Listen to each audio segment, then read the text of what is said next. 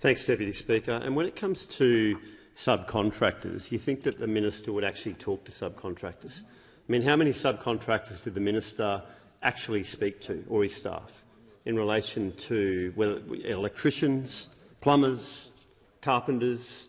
How many subcontractors they get out and actually talk to? I'd love to know, other than those that the union just brought in and said, hey, casuals. When it comes to casuals, the proposed changes risk severely undermining the employment contract and potentially risk casual workers having their hours significantly changed. Now, as the coalition took confusion out of being a casual, previously we made changes that were in the benefit of the worker and the employer, but in true Labor style, they want to, the current government, the Albanese government, want to re-legislate the confusion. At the end of the day, if you think of, perhaps members might think of people in their own electorate, maybe a 19-year-old uni student or a 17-year-old school student in year 11 or 12. I mean, back when I was a kid, the hours, and most people of my age would know that Thursday night and Saturday morning was when you worked as a casual. Right? Now, with longer trading hours, people do different hours. But if you're a uni student, perhaps you want to work every Wednesday night and every Tuesday night and every Saturday because you've got study to do, and it actually helps your family time and your study time to know that you're doing those set hours. Or if you're a Year 11 student or Year 12 student and you want to work Thursday night and every Sunday morning or Saturday morning, you might actually want to work those set hours to work in around family time and other commitments that you've got around sport. But not with the Labor Party. You can't have regular hours as a casual, because otherwise they want to make you permanent part-time or full-time. They want to take that away from the young people that are actually wanting those hours. And that's the problem with the Albanese government. They've got no idea, because they've employed no one, what it actually is like to employ people and the ramifications for people in their electorate. And what does the Council of Small Business say in relation to this? The small business community reject the intrusion of so much more complex regulation into the ability to be productive and flexible, let alone just getting on with being in business and employing more people. The complexity and breadth of impact doesn't solve problems. It will confuse everyone. The proposed changes will also increase the costs of all impacted businesses, leading to an increased cost of living, right in the middle of a cost of living crisis, which they don't know about because they've spent 18 months talking about the voice. Higher rents, higher energy bills, higher prices for goods, higher rents, higher mortgages, higher food prices as a result of the Albanese Labor Government, 13 increases in interest rates. That's their legacy, and they want to put more higher costs on top of small business. Do you remember when they were talking about same job and same pay? Well, according to the Farmers Federation, same job and same pay is the bill that all Australians will have to pay. And I agree with them. I agree with them. Because most people would agree in my electorate and around this country, yes, there's minimum standards, minimum awards, but you know what? Not everyone deserves to be paid the same. Some people work harder than others. Some people get there early, work longer, do extra hours, and they actually deserve to be paid more. But not with this mob. Same job, same pay, you're going to be paid the same, true communist style. And let me just finish up by saying a quote here from the Australian Industry Group. There is nothing in the federal government's latest workplace relation proposals that would create a single job, not one, add to job security, drive sustainable wage growth, raise productivity, which we know is falling through the fall under Albanese government, encourage a person to start a business, encourage an employer to grow their business, or would simplify a complex workplace relationship.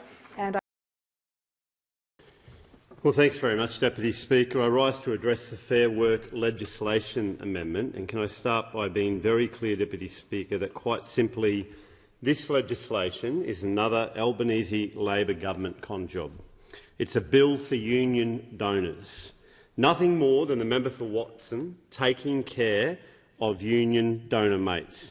This isn't about closing loopholes, but is a policy full of potholes. Albanese Labor Government's attempt to fool the Australian people by proposing to change the name of its signature industrial relations policy, but not the policy itself. They stand in this place boasting about this fair work policy, but in reality there is nothing fair about it in its wording, its intent or delivery. You may as well call it the Closing Loopholes Bill, that's what they're calling it, but really it's about closing loopholes to union membership. And just yesterday we saw the real motivation of the Labor Party when they failed to support Australian workers and voted against the Senate recommendations for this bill.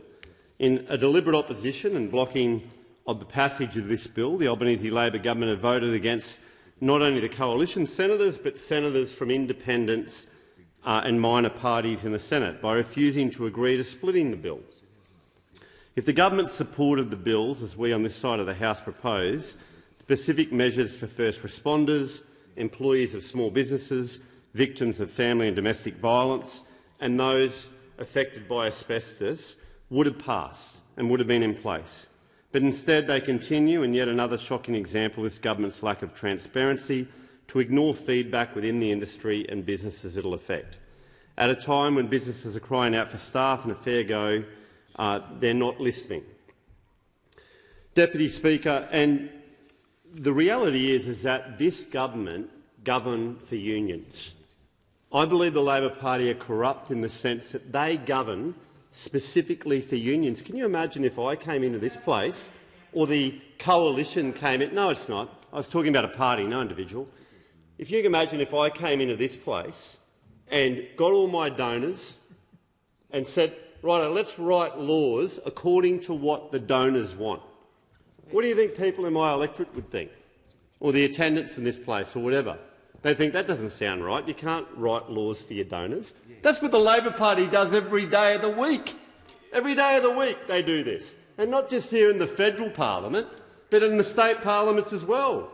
Whether it's abolishing the ABCC or whether it's changes to super funds that their union mates like Wayne Swan run, or whether it's even the AUKUS deal's not even off limits when it comes to governing for unions. Right? And here we have a minister, the Minister for Workplace Relations and Employment. Has he ever employed one person in his life? Anyone? One person in his life that he's actually paid their wages. I'm not talking about all his ministerial staff, right, or the people in his office that the taxpayer pays his wages, but just one person. Because when I look at his history, basically his history, he finished uni, he was then a political staffer and a union organiser. He was a company director for 12 months before he resigned to run for a state seat and then joined the union. That's the minister in charge. Never employed anyone, no experience. Instead, he writes legislation for his union donors. That's what it's about. That's what it's about. And the member for Longman, who spoke before me tonight, is spot on. He actually said the same thing. The member for Longman knows what it's like to employ people. He understands. He'd make a far better workplace relations than the Labor Party's Minister for Workplace Relations. The reality, I mean, he gets up in his second reading speech, Minister Burke, a better workplace for the gig worker who currently has no minimum standards. Member behind me here, have you had anyone come into, through you, Mr Speaker, right, have you had anyone come into your office who's a gig worker and actually raise these issues with you? I've been in this place for 10 years. You know how many people have come into my office, a casual worker, a gig worker, a subcontractor, and raised, oh, we need to make all these changes? Zero. None. And I can tell you, I'm pretty active in my electorate. If you come up to my electorate and talk to people, I do regular mobile offices, I get out there, I talk to people. No one's raised these issues with me. No one. And all of a sudden, this is like the absolute— these people come into this place and they speak with authority when it comes to gig workers and subcontractors and casuals, from a bloke who's a minister who's never even employed anyone out of his own pocket. Like, give me a break. Give me a break. You know, at least this bloke over here has been a doctor and probably, maybe he's employed someone, I don't know. But the minister hasn't. The minister hasn't. And so a better workplace for a gig worker who currently has no minimum standards. Order. And when you actually look at the legislation, it's just like 200 pages of additional legislation that they want to put in, right? And as someone who's employed people, I was a company director, not for 12 months like this minister, for 10 years.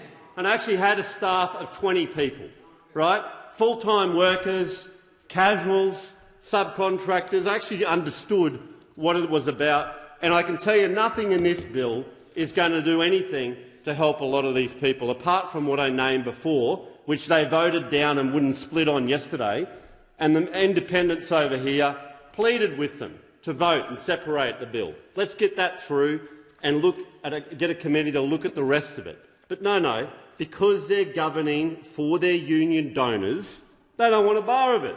They don't want a bar of it. Deputy Speaker, it's disappointing. The coalition is serious when it comes to standing up for Australians employed in the job market. The government's Fair Work legislation and Amendment Bill seeks to strip independent contractors of their ability to build their business. That, in question time today, the minister said, oh, you know, these gig workers, they're actually classed as small business owners. There are actually advantages to being a small business, to actually working as a subcontractor. You know, there are deductions, there are advantages. But no, everyone has to be according to the Labor Party. We can't have casuals because they're not employed, they're not signed up to unions. We can't have subcontractors because they're not part of the union movement. This is the way they govern the country. And the stuff that they bring into this place, they brought in 30 years ago. Then they rehash it again, they bring it back in. We're going to get rid of some of this stuff when we come in, okay? Because it's not in the interest of all Australians. It's not. We're going to actually get rid of it. And you know what? When most of us are dead and gone, in 50, 100 years, the Labor Party will still be trying to save TAFE. They'll still be trying to say Medicare. We invented this 200 years ago, whatever it is. You know?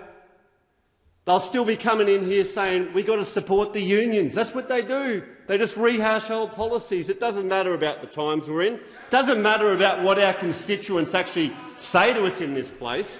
What matters is what the union donors who pay and elect every single one of these members, right? All their funds come from union donors, right? Don't wave your hands over their members. Where did you get your funding from? From the unions. And that's why you're legislating for them now, right? You actually come into this place and you legislate for your donors. If that isn't corruption, what is? What is? Because I know if I did it for my donors, it'd be all over the place, all over the place. And what does the Australian Industry Group, Innes Wilcox, said? He said the government hadn't gone far enough in ensuring that this law isn't able to be used by unions to challenge and interfere with a raft of other commercial arrangements. That's what they said. They go on about wage theft. Members opposite bring up people that have died at work, and you know what? Every single death at work is an absolute tragedy. Are you telling me that this legislation is going to stop people dying at work? Can you guarantee that? Of course you can't. But you bring this in and you spend hours debating it and make out as though, oh, we're the saviour of the Australian people when it comes to workplace relations. Well, you're not. You're not. And a lot of you have had a very narrow employment history in this place. Productivity. We see that this government, productivity has fallen through the floor. For 3 consecutive quarters, for the first time since 2005, it has experienced the deepest three-quarter fall on record. As a family business, you can never get those hours back, and I understood that employing 20 people.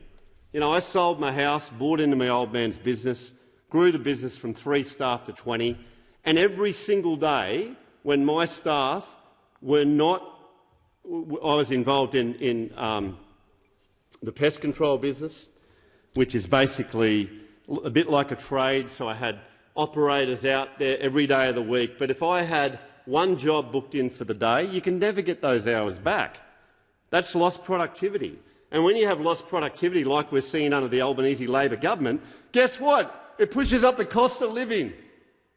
And if those members opposite went out and were serious, if they hadn't been debating the voice that got voted down in every state in Australia for the last 18 months, and we're actually listening to people, right, they'd understand that cost of living is going through the roof. It is through the roof. And the reality is that productivity has fallen through the floor, and when productivity falls through the floor, Small businesses have got to increase their prices. And when you increase your prices, it affects people. They have less money in their wallet. They have no money in their pocket. They're living week to week. Order. It's being